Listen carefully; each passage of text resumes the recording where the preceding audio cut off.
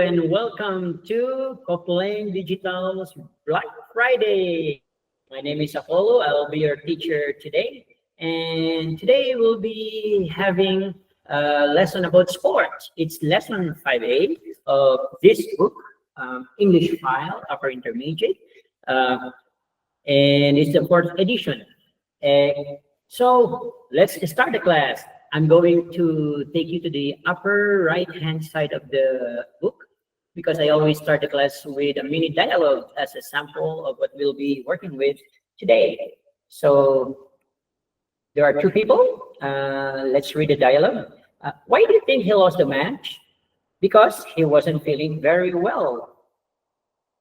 Our grammar focus for today, down here, G means grammar focus, are the past tenses. Past simple, past continuous, and past perfect. Now, from the mini dialogue bubbles up here, can you identify which one is the past simple tense? Take a look. Yep, it's this. He lost the match. And can you identify which one is the past continuous tense? Take a look at the bubbles. Yep, it's down here in the blue one because he wasn't feeling very well. So today we are going to talk about sports. And you, do you like sports? How often do you practice sports? Are you more of a player or a spectator? Let's start with vocabulary sport. In teams, race to answer all the questions. Shout when you cross the finish line. Okay, let's see how expert you are in sport. Let's start with question number one. In which sport can you do the butterfly? While you are thinking, I can give you more tips or clues. In this same sport, you can do the breaststroke, the crawl, or the backstroke. And even though this is called butterfly, nope, you don't do it up in the air. You do it in the water. And you do it in a pool, and the Olympics size pool would be 50 meters long. And the answer is, that's right, it's swimming. Can you give a famous name of a swimmer in Brazil, especially one who has won titles nationally and internationally? Okay, let's go to number two. In which sport is there a shot called a slam dunk? Let me give you a couple more tips. So in this same sport, you can also do a shot called alley hoop. Hi, Ben. Are you going to be my student?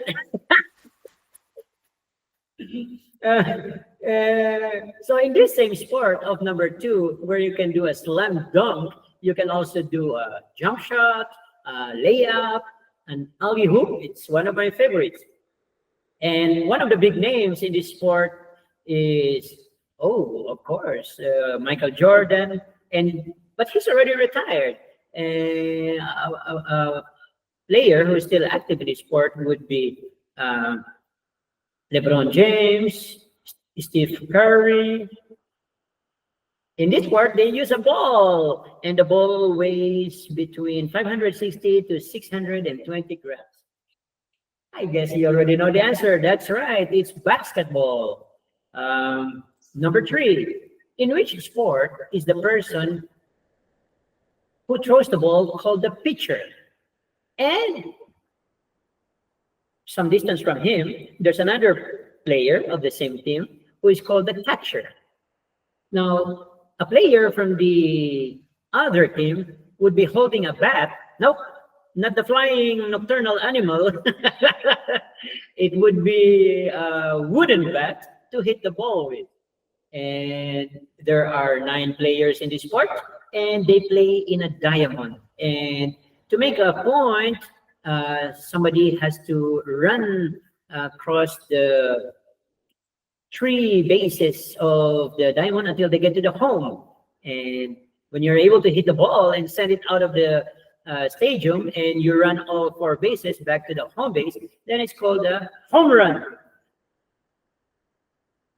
Yep, it's baseball. That's right. Now, let's go to number four.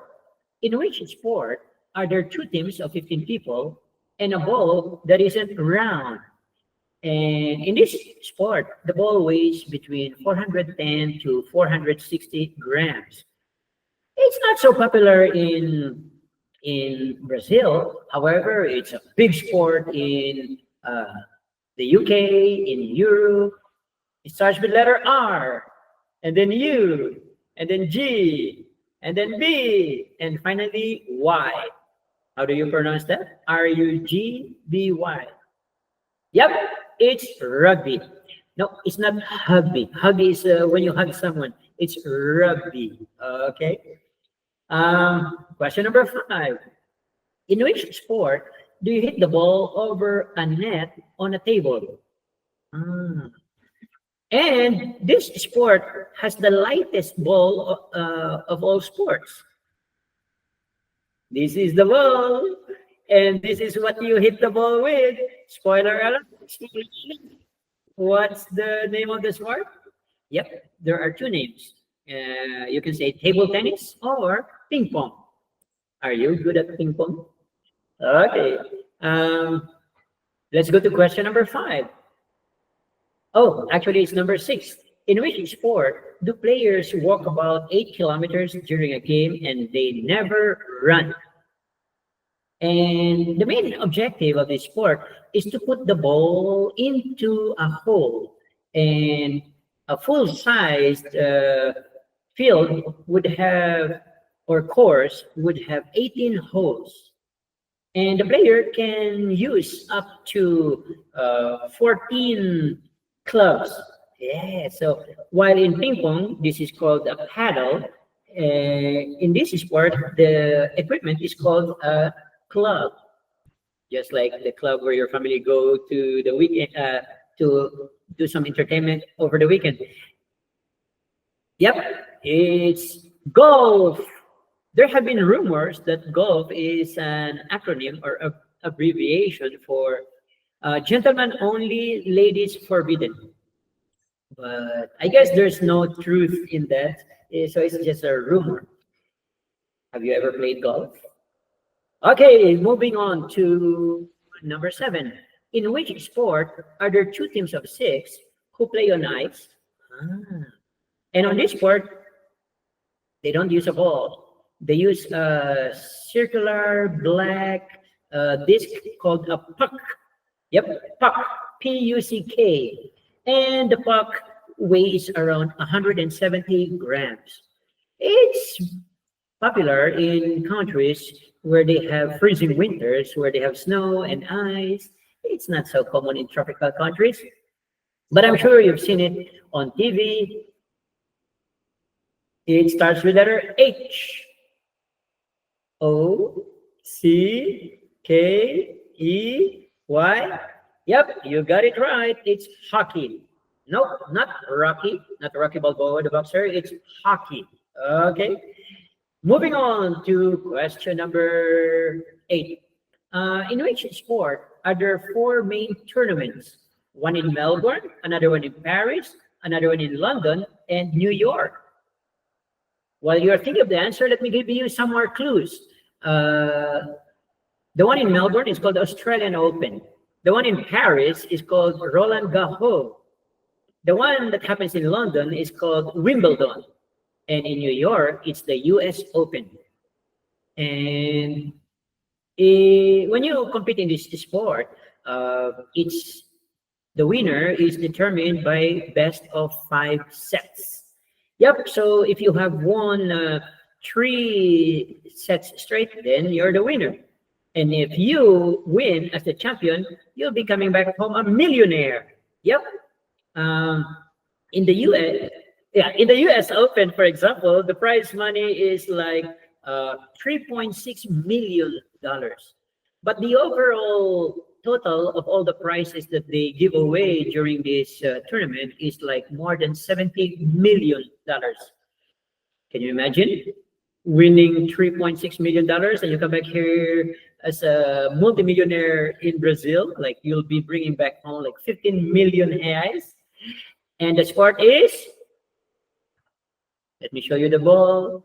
That's the ball. It weighs between 56 to 60 grams. This is the equipment. It's called a racket. And look, can you see it? So even though it looks like a simple racket, there are different head sizes, different kinds of strings, different tensions on the strings, different configurations, different size of the handle. Yep, the name of the sport is similar to the name in Portuguese. It starts with letter T, E, double N, I, S. Yep, it's tennis. Congratulations. Do you play tennis? If you do, invite me for a match and we can train together. Okay, moving on to question number 9. In which sport can you do different activities like running, high jump, javelin? Are these words familiar to you? Actually, there are so many different activities in this sport that there are a total of like 47 different Olympic events categorized in this sport. Starts with letter A, finishes with the letter S. The second letter is T. The penultimate letter is C. Are you thinking of what I'm thinking? Yep, it's athletics. Can you give me some famous names in athletics? Yep, Brazil has won lots of medals in athletics in Paris in the last Olympics this year. Okay, you're doing very well. Let's go to question number 10. In which sport have Brazil more World Cups than any other country? Wow, Brazil. Brazil has won more World Cups than any other country. Can you imagine how many countries are there in the world? And yet, Brazil has won more than any other country. To give you more clues, in case the question is too difficult for you to answer, Brazil won in 1958 versus Sweden. The score was 5 Brazil, Sweden 2. In 1962, Brazil beat the then Czechoslovakia. The score was 3-1. And in the next two finals that happened in 1970 and 1994, Brazil beat Italy. The scores were 3-2 and 4-1 consecutively. And the last title of Brazil was won in 2002 versus Germany. It was 2-0. Do you know the answer now?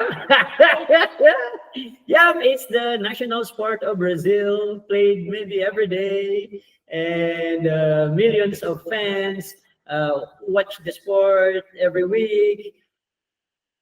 Songs and films have been composed and made in honor of this film. Yep, it's soccer! Congratulations, you're a good student. Okay, so let's take a look at the correct answers. One moment, please, just to give you the right answers. Here you are. Number 1, swimming. Number 2, basketball. Number 3, baseball. Number 4, rugby. Number 5, table tennis or ping pong. Number 6, golf. Number 7, I said hockey, but you can add ice to that, so it's ice hockey. Number 8, tennis. Number 9, athletics. And number 10, soccer or football. There you go. Congratulations. Quick review before we say bye-bye. What's the name of this sport? Yep, you got it right. Ping pong or table tennis. What's the name of this sport? Whoop, whoop. There you go. Yep, tennis. And that's our class for today. Thank you for joining us. Woohoo! Class finished. Kayo, termine. Ben, Kayo, are you there? I'm done. So, if it didn't come out good and you want to do it again, we'll do it again. No problem. No. Ok, galera, espero que vocês tenham gostado da mini aula. É só uma amostra das minhas aulas diárias aqui na Cooplem Idiomas. Somente agora que estou falando em português com vocês, durante a aula eu somente falo em inglês. Não uso o português nas minhas aulas, especialmente porque os alunos vêm para escutar inglês, para falar inglês, para ler inglês, para aprender inglês. Então, durante as minhas aulas, os alunos têm uma experiência, uma imersão na língua inglesa, todas as atividades, a fala, leitura, audição e escrita são feitas em inglês, especialmente porque eu sou falante nativo. Eu só falo em inglês durante a aula. Então, somente nos momentos de vocabulário mais extremos, quando o aluno não entende as minhas explicações em inglês, depois que eu expliquei dando sinônimo, antônimo, a definição, a imagem, ou a mímica do vocabulário, aí a gente pode traduzir em português, mas nos casos extremos só. Então, venha para Cooplem Idiomas, comemorando 25 anos de sucesso no mercado, e estamos de portas e braços abertos para receber vocês e para que vocês fazerem parte da nossa família. Thank you. Obrigado. Bye-bye.